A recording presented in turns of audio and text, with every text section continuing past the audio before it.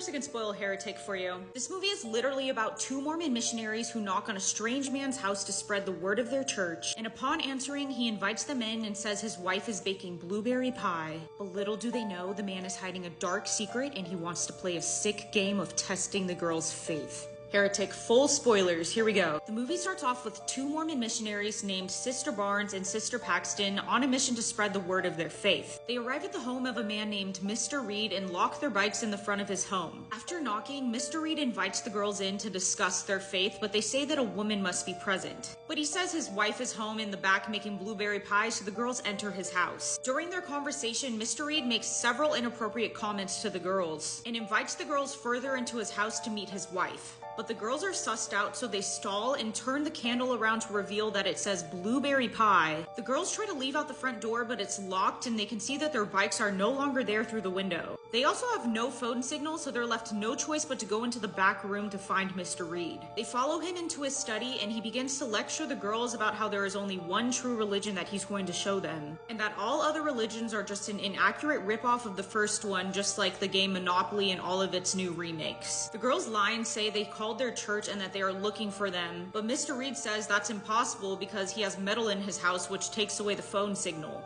He also said that the front door is bolted and won't be open until the morning because it's on a timer. He says the girls can leave between two doors, one that says belief and one that says disbelief, and they should choose one that is true to their faith. While Mr. Reed is distracted, Sister Barnes slips Sister Paxton a letter opener that she sees and tells her to attack him at the code word magic undershorts. Sister Paxton tries to get them to both leave out the disbelief door because she thinks that's what he wants them to do. But Sister Barnes says that they should leave out the belief door because that's true to their faith and they think he's playing a game of testing them. The door leads the girls to a creepy basement dungeon. Mr. Reed talks to the girls through a pipe and tells them he's going to show them a miracle and brings in a prophet. The prophet appears as a super creepy looking woman and he tells them that the woman is now going to eat a pie that is going to unalive her. The prophet then passes away after eating the dangerous pie and he tells the girls to check if she has a pulse and they confirm that it's not there. But then the doorbell rings and Mr. Reed answers the door to see a Mormon elder looking for the girls. The girls run to the top of the basement staircase away from the prophet so that they can try to scream and get noticed, but nothing happens. After the Mormon elder leaves without suspicion of Mr. Reed, the girls go back down to see the prophet has now moved a little bit, but they think they're going crazy. Sister Paxton insists that they did, but Sister Barnes says that there's no way. But then all of a sudden the prophet appears behind Sister Paxton and gives her a description of the afterlife in a creepy voice, saying things like there were clouds but no heaven and nothingness, and ends it with saying it's not real. Mr. Reed comes into the basement and asks the girls if they think that they've witnessed a resurrection, but Sister Barnes rejects his idea, saying that it's no different than textbook hallucinations of when people are near being unalived. But right when Barnes says the code word for Paxton to attack Reed, Mr. Reed attacks Sister Barnes' throat with a weapon, leaving her on the ground merely unalived. He tells Sister Paxton not to worry because she too will be resurrected just like the prophet. But as Sister Barnes lies on the ground, Mr. Reed pulls out a metal object from her arm, saying that she wasn't real and that she's not actually going to come back alive anymore. He said it was a microchip and she was part of the simulation apparently. But then Sister Paxton argues, saying that it's a contraceptive implant and everything has been carefully orchestrated by Mr. Reed to create an illusion, and that he had another woman who looked like the previous prophet who passed away replace the body of that old one, while the girls were distracted by the doorbell ring of their Mormon elder and went up the stairs, and that the new prophet who was resurrected was supposed to read off a script given by Mr. Reed, but she had added her extra comment at the end saying it's not real, hinting that this whole illusion by Mr. Reed wasn't real. She also accuses Mr. Reed of unaliving Sister Barnes as a desperate improvisation attempt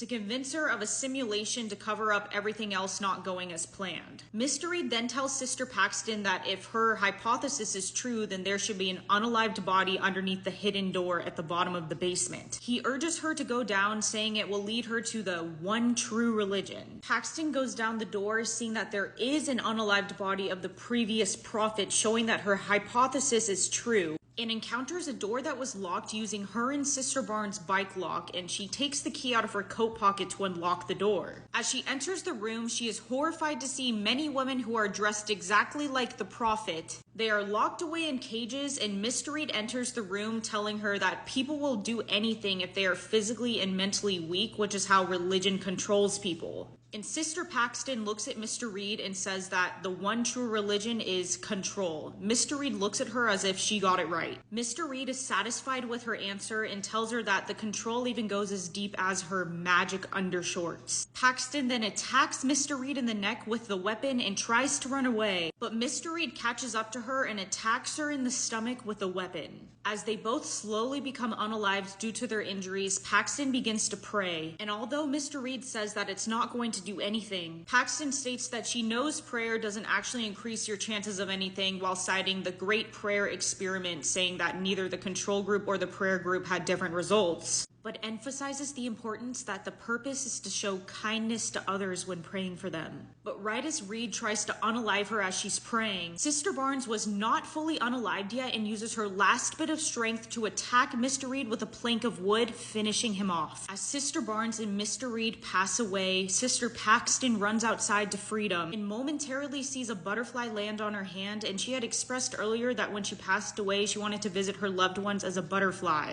But the butterfly suddenly vanishes, leaving the nature of Paxton's reality unknown and up to the viewer. The end. What movie should I spoil next?